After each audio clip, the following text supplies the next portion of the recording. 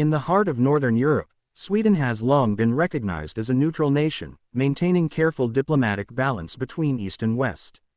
For decades, Stockholm avoided taking sides in major conflicts, preferring instead to act as a mediator and a humanitarian voice on the global stage. But in the wake of Russia's war in Ukraine and the growing instability across Eastern Europe, Sweden has shifted its foreign and defense policies in ways the world never imagined possible. What Sweden just did against Russia has shocked Moscow, impressed NATO, and sent tremors across the geopolitical map. A century of neutrality shattered. For over 200 years, Sweden stood as a neutral power, even staying out of both World War I and World War II. Neutrality became part of Sweden's national identity, allowing it to avoid major conflicts while building prosperity, stability, and influence as a peacekeeping state. That identity, however, began to unravel after Russia's annexation of Crimea in 2014 and collapsed entirely after the full-scale invasion of Ukraine in 2022. Russia's aggression shook Sweden to its core. Suddenly, the old policy of neutrality looked outdated and dangerous. Stockholm's leaders realized that standing alone in the face of Moscow's unpredictable militarism was no longer an option. The Swedish people, traditionally cautious about military alliances, swung sharply in favor of joining NATO. Sweden joins NATO. In March 2024, Sweden formally became the 32nd member of NATO. This was not a symbolic move, it was a seismic geopolitical shift. NATO membership gave Sweden the security guarantees of Article 5. An attack on one is an attack on all, while giving NATO a stronger presence in the Baltic Sea. For Russia, this was a nightmare scenario. Moscow had long warned against NATO expansion, calling it a direct threat. Now, with both Finland and Sweden inside NATO, Russia faces a united northern front stretching from Norway across the Arctic Circle to the Baltic states. Sweden's military buildup. But Sweden did not stop at NATO membership. In 2025, Sweden announced a massive military expansion program. Billions of dollars are being poured into modernizing its air force, navy, and cyber defense units. Most strikingly, Sweden has reintroduced conscription at full scale, ensuring that it can field a large trained army in the event of conflict. The Swedish Navy, already one of the most advanced in Europe, is being equipped with stealth submarines designed specifically to counter Russian naval activity in the Baltic Sea. The Swedish Air Force, with its Gripen fighter jets, is conducting joint training missions with the US and British Air Forces. Even more surprising, Sweden has begun deploying troops and resources directly to NATO's eastern flank, stationing units in the Baltic states to act as a deterrent against Russian aggression. A direct challenge to Moscow. Moscow has reacted with fury. The Kremlin accuses Sweden of abandoning its historic neutrality to become a pawn of Washington. Russian state media has threatened unpredictable consequences and even hinted at possible military retaliation. For Putin, Sweden's defiance is more than symbolic, it represents the failure of Russia's long-standing strategy to divide NATO and prevent further enlargement.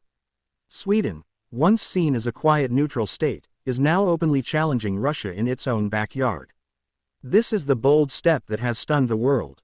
But what's even more shocking is that Sweden is not just defending itself, it is actively shaping NATO's future strategy against Moscow. Russia is caught in a dangerous dilemma. On one hand, it cannot afford to allow Sweden's military rise to go unchallenged. On the other, Moscow's war in Ukraine has drained its resources, weakened its army, and limited its options. With Sweden now firmly aligned with NATO, any aggression against it would trigger a united Western response, something Putin desperately wants to avoid. Kremlin strategists are exploring alternative responses. These include cyberattacks against Swedish infrastructure, disinformation campaigns targeting Swedish society, and covert attempts to stir political unrest. Already, Sweden has reported a surge in Russian-linked cyber intrusions against its banks, government offices, and critical infrastructure. The Swedish Security Service has warned of Russian espionage and sabotage attempts at levels not seen since the Cold War. The Baltic Sea, now a NATO lake. One of the most dramatic effects of Sweden's NATO membership is in the Baltic Sea. With Sweden and Finland joining NATO, almost the entire coastline of the Baltic is now controlled by NATO members. Only Russia's exclave of Kaliningrad and parts of the St.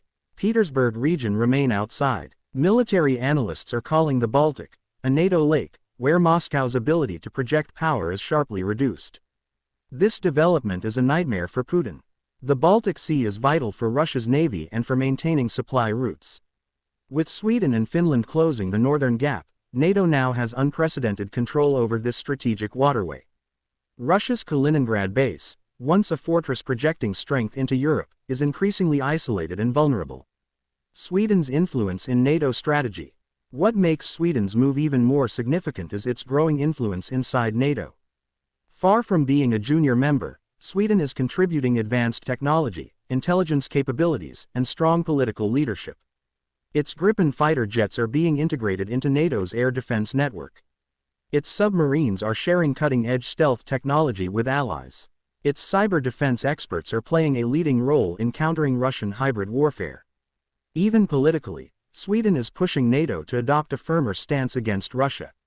Stockholm has become one of the loudest voices calling for increased support to Ukraine, tougher sanctions on Moscow, and stronger deterrence measures across Eastern Europe. For Putin, this is an unwelcome surprise. Sweden is not only joining NATO but actively reshaping its policies against Russia. Can Putin stop this? The big question now is whether Putin can stop this dramatic shift. The reality is bleak for Moscow. Militarily, Russia cannot afford a direct confrontation with NATO, especially after suffering huge losses in Ukraine. Economically, Western sanctions and the costs of war have drained the Russian state. Diplomatically, Russia is increasingly isolated, with even China hesitant to fully back Moscow's aggressive moves. The only real weapons left to Putin are intimidation, hybrid warfare, and nuclear threats. He may attempt to pressure Sweden through cyberattacks, energy disruptions, or propaganda aimed at sowing division within Swedish society. But these tactics are unlikely to reverse Sweden's course. If anything, they will push Sweden even deeper into NATO's embrace. A turning point in Europe. Sweden's decision marks a turning point in European history. For centuries, Sweden defined itself as neutral, standing outside military alliances. Now it is at the heart of NATO, directly confronting Russia, and shaping the security of Northern Europe. This is more than a policy shift, it is a new era. For Putin, the implications are dire. Russia's strategic environment is collapsing. NATO is stronger than ever, Ukraine is still resisting, and Russia's traditional strategy of exploiting divisions in the West is failing. The Kremlin may continue to lash out, but the reality is that Sweden's bold step cannot easily be